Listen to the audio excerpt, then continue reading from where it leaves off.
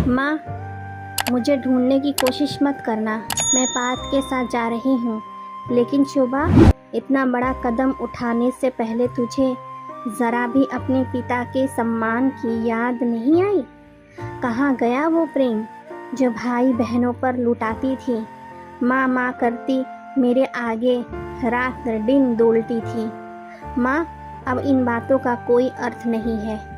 मैं कदम उठा चुकी हूँ। आपको कई बार कहा, लेकिन आप टालती चली गई। मैं जानती हूँ पापा इस रिश्ते के लिए कभी तैयार नहीं होते। मैं और वक्त नहीं खोना चाहती थी। पार्थ के बिना मैं जी नहीं पाऊंगी। वाह बेटा वाह, सही कहा। हम तो आज तक भ्रम में थे कि हमारे बच्चे हमारे बिना कैसे जिएंगे, लेकिन तुम तो 2 साल के मित्रता के आगे हमें। तो सुन, ये कभी मत सोचना कि तेरे इस कदम से तेरे माँ बाप टूट जाएंगे। आज से तो हमने मजबूत होना सीखा है। कल तक महज बच्चों को मजबूती सिखाने के लिए मजबूत बने, लेकिन अब हर एक प्रश्न का जवाब, हर एक की नज़र का सामना और अपने जवान बच्चे के जाने का गम, इन सब का सामना करने के लिए मजबूत बनना है। जो माता पिता अपने बच्चों को समय के साथ चलना सिखा सकते हैं, कभी मत सोचना कि बढ़ना नहीं जानते। काश मम्मा, आपने मेरे पॉइंट ऑफ व्यू से भी सोचा होता। सोचा था बेटा, बहुत सोचा था। तुझे समझाया भी था, ये भी कहा था कुछ बन जाओ, अपने पैरों पर खड़े हो जाओ। ऐसे बन जाओ कि किसी के आगे झुकना ना पड़े। खैर, वक्त बीत चुका है। जहाँ रहे ईश्वर तुझे खुश रखे। माँ, एक बार पापा की आवाज़ में तेजी थी। दूर से ही बोले, मेरे संस्कार हार गए। शायद हमारे प्रेम में कोई कमी रह गई होगी, तभी तो अपनी ज़िंदगी के इतने बड़े निर्णय में तुझे हमारी राय की भी ज़रूरत महसूस नहीं हुई।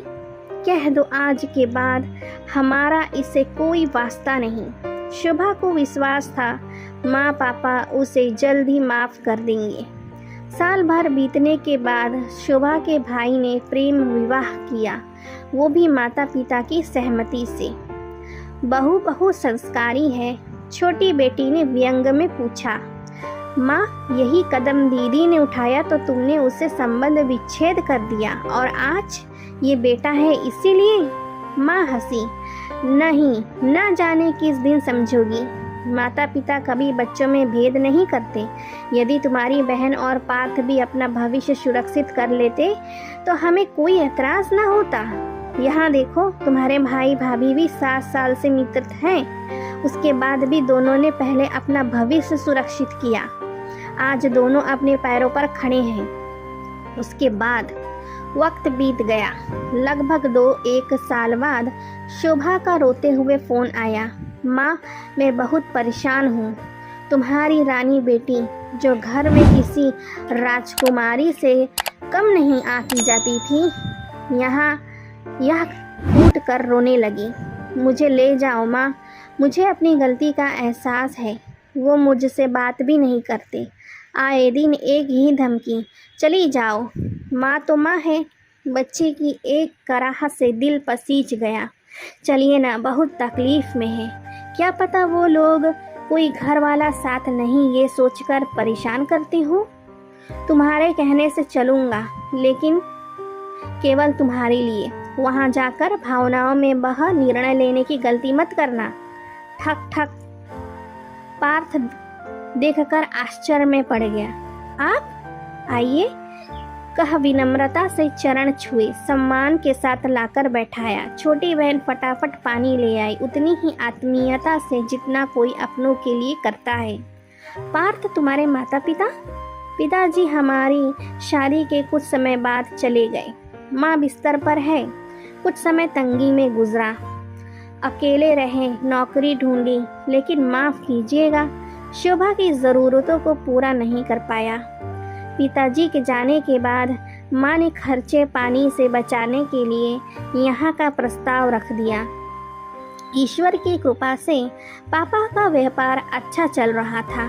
मैं भी शोभा को तमाम सुविधाएं देने चाहता था, इसीलिए यहाँ आ गए। कुछ समय सही चलने के बाद माँ बीमार हो गई। चाचा ने प्रॉपर्टी पर कब्जा कर लिया, लेकिन ठीक है, अपने खाने पहनने लायक हो ही जाता है। अब कमाई अच्छी है, लेकिन जिम्मेदारी इतनी। शोभा आकर माँ से लिपट फफक कर रो पड़ी। मुझे यहाँ नहीं रहना माँ, आए दिन का कलेश, रोज की ज़रूरतों के लिए किचकिच। काश मैंने तुम्हारी बात मानी होती। शोभा के मन की सुन माँ की प्रश्न भरी निगाह पार्थ की तरफ दौड़ गई। यकीन मानिए, मैंने इसे अपनी तरफ से हमेशा खुश रखने की कोशिश की है। माँ ने भी पूरा सहयोग किया, लेकिन ये सब घर वालों को छोड़ अकेले चलने के लिए कहती है।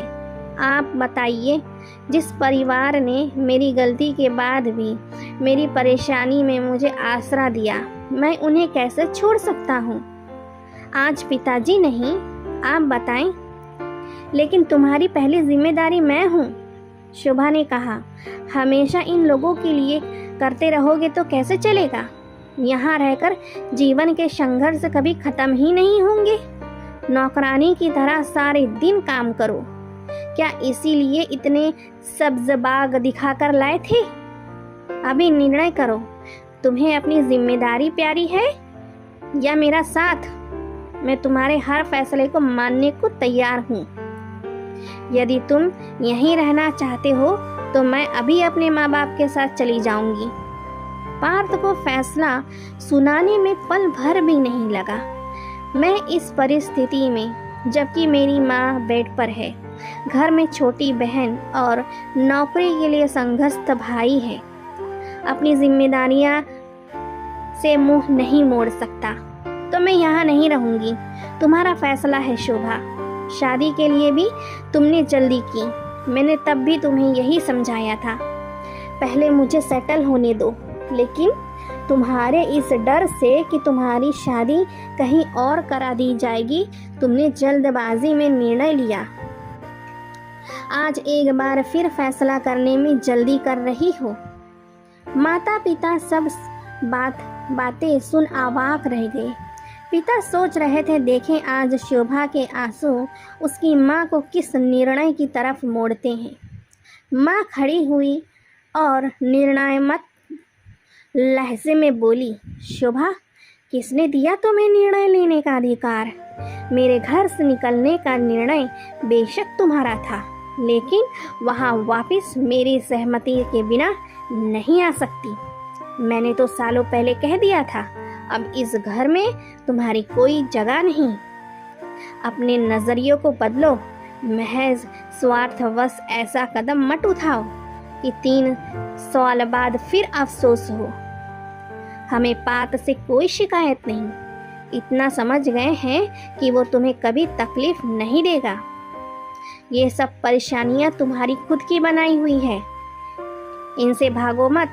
अपने पति के कदम से कदम मिलाकर चलने में चलो। मन की कह माँ ने पिताजी की तरफ देखा, मानो कह रहे हो कठोर लेकिन उचित निर्णय।